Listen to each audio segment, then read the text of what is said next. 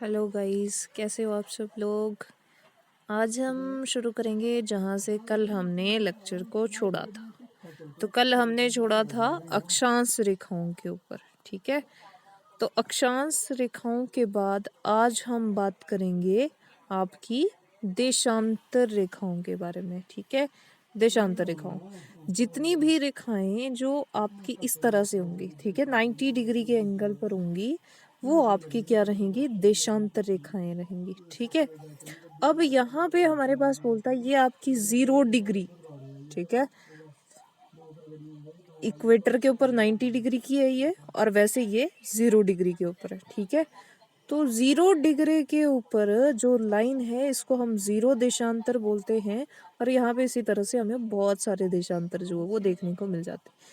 Simple सा फंडा बताऊं तो जितनी खड़ी लाइनें हैं, ठीक है, खड़ी है ना ये, तो ये लॉन्गिट्यूड्स इनको हम बोलते हैं। और जितनी पड़ी हुई लाइन्स है इस तरह से होती हैं आपके ग्लोब के अंदर, इनको हम क्या बोलते हैं, अक्षांश रेखाएं या लैटिट्यूड रेखाएं।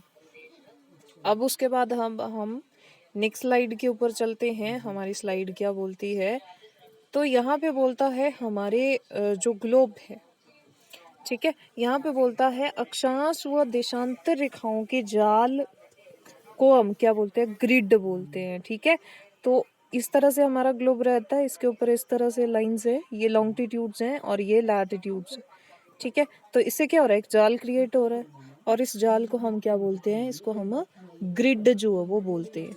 अब यहाँ पे हमारे पास बोलता है आपकी एक रेखा है जिसको हम ग्रीनविच रेखा बोलते हैं। ठीक है, ये आपकी कहाँ पे है, 0 देशांतर है और लंदन से होके गुजरती है।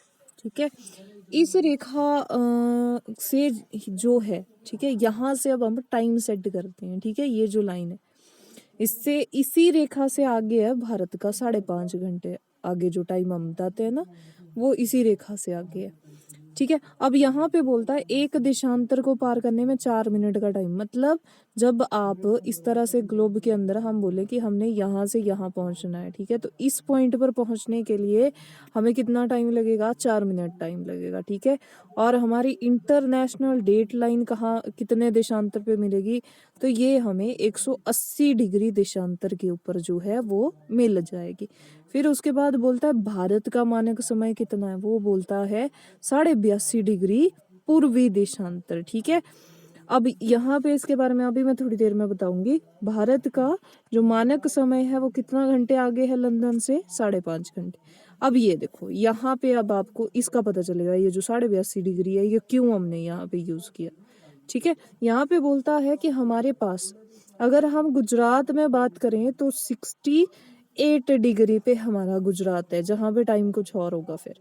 ठीक है, और आंध्र प्रदेश की बात करें तो ये 97 डिग्री, ऐसे देखें ना हम, तो यहाँ से लेके यहाँ के बीच में बहुत बड़ा डिफरेंस हमें मिलेगा।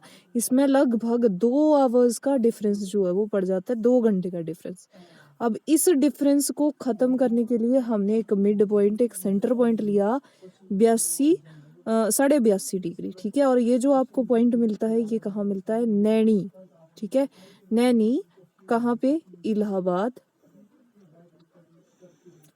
यूपी, उत्तर प्रदेश में। ठीक है, तो ये चीज आपने ध्यान रखनी है, यहाँ पे आपको ये मिलेगा जहाँ से हमने इंडियन स्टैंडर्ड टाइम, ठीक है, IST बोलते हैं ना हम, इंडियन स्टैंडर्ड टाइम जो है वो लिया।